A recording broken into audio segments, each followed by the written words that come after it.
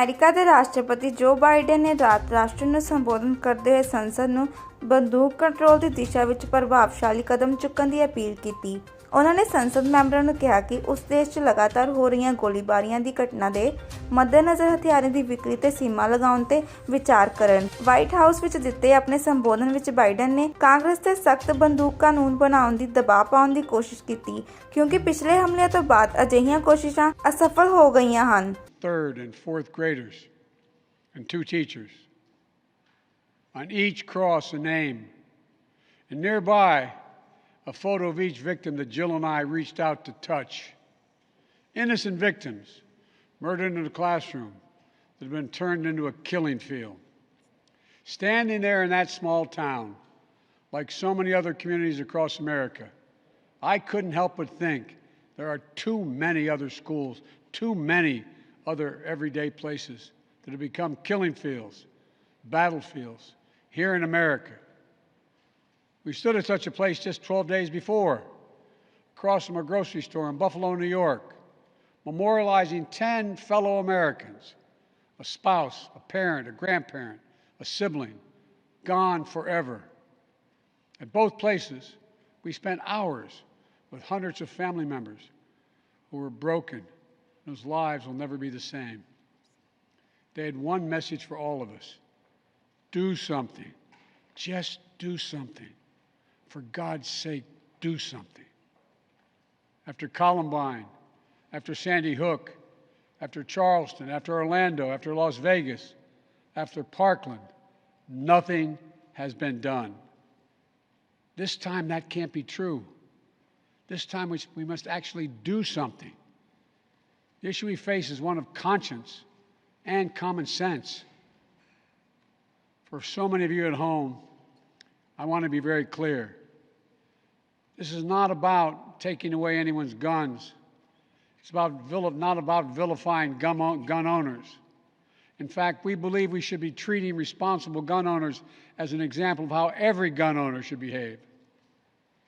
I respect the culture and the tradition and the concerns of lawful gun owners. At the same time, the Second Amendment, like all other rights, is not absolute.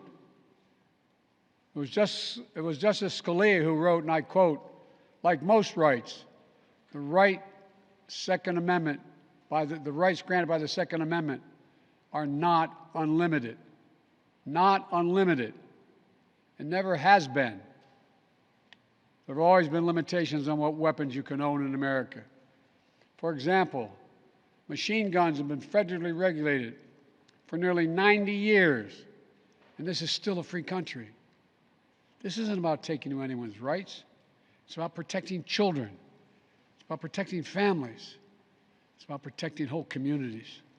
It's about protecting our freedom to go to school, to a grocery store, to a church, without being shot and killed.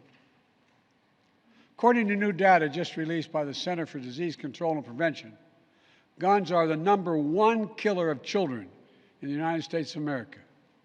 The #1 killer. More than car accidents, more than cancer. Over the last 2 decades, more school-age children have died from guns than on-duty police officers and active-duty military combined.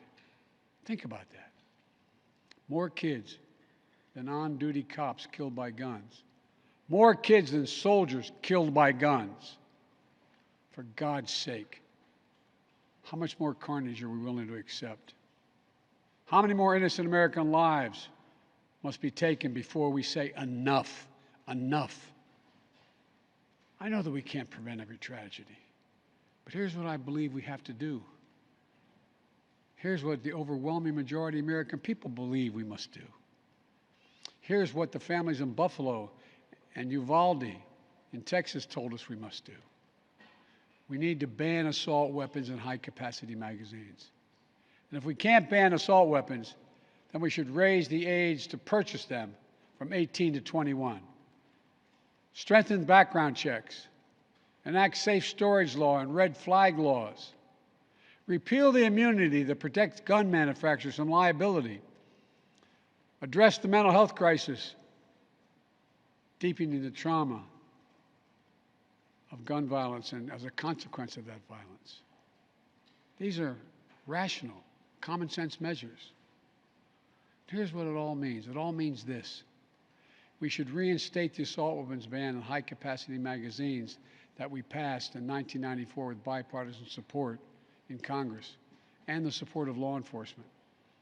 9 categories of semi-automatic weapons were included in that ban, like AK-47s and AR-15s.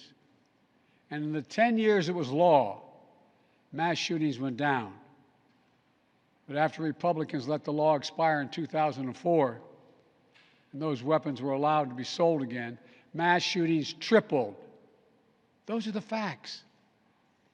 A few years ago, the family of the inventor of the AR-15 said he would have been horrified to know that its design was being used to slaughter children and other innocent lives instead of being used as a military weapon on the battlefields as it was designed.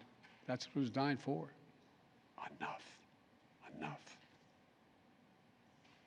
We should limit how many rounds a weapon can hold. Why, in God's name, should an ordinary citizen be able to purchase an assault weapon that holds 30-round magazines that let mass shooters fire hundreds of bullets in a matter of minutes? The damage was so devastating in Uvalde, parents had to do DNA swabs to identify the remains of their children. 9 and 10-year-old children. Enough. We should expand background checks to keep guns out of the hands of felons, fugitives, and those under restraining orders. Stronger background checks are something that the vast majority of Americans, including the majority of gun owners, agree on.